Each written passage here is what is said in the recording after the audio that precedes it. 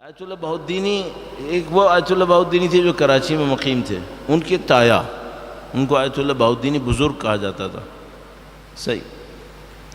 وہ آیت اللہ بہاؤالدینی بہت بڑے عرفاء میں شمار ہوتے تھے، اور یہ جو عرفاء ہیں ان میں سے بھی کچھ کی اسپیشلائزیشن کچھ ہوتی ہے، کچھ کی کچھ اور ہوتی ہے.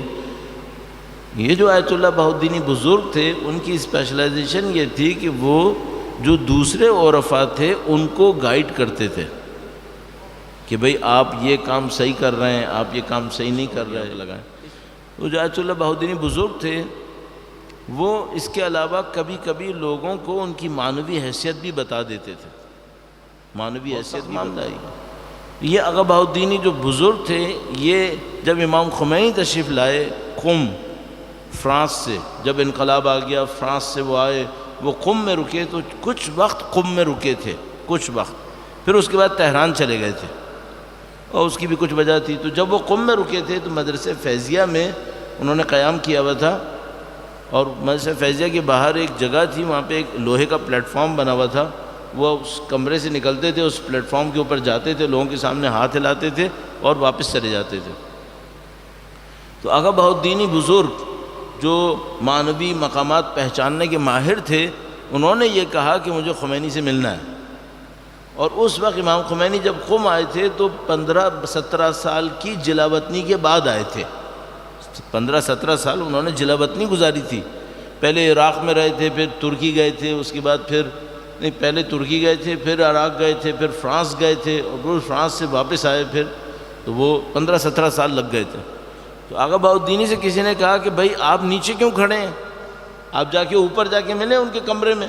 تو انہوں نے کہا نہیں، پہلے میں نیچے کھڑا ہوں گا. تو وہ نیچے کھڑے رہے پبلک کے درمیان.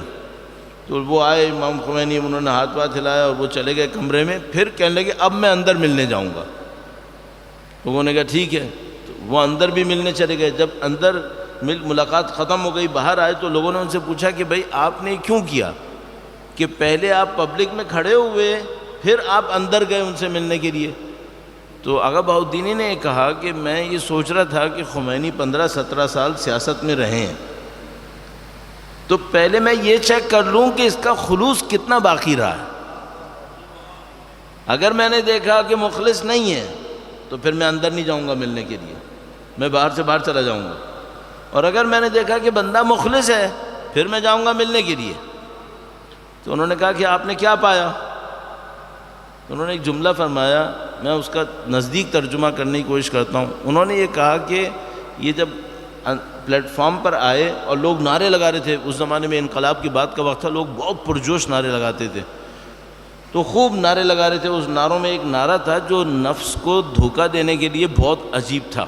وہ نعرہ لگتا تھا روح منی خمینی بت شکنی خمینی. روح منی یعنی میری روح خمینی ہے، اور بت شکن یعنی بتوں کو توڑنے والا خمینی. لیکن اس میں پہلا جملہ خطرناک ہے، روح منی یعنی امام خمینی کی پرسنالٹی کو ہائی لائٹ کر رہا تھا. تو انہوں نے کہا نیچے لوگ نعرے بھی لگا رہے تھے روح منی روح منی. تو وہ کہنے کہ وہ خمینی جب آئے پلیٹ فارم کے اوپر تو وہ ہر سیکنڈ میں خدا سے کہہ رہے تھے کہ خدا میں تیرے لیے آیا ہوں، یہاں تک میں جو باہر آیا ہوں تیرے لیے آیا ہوں.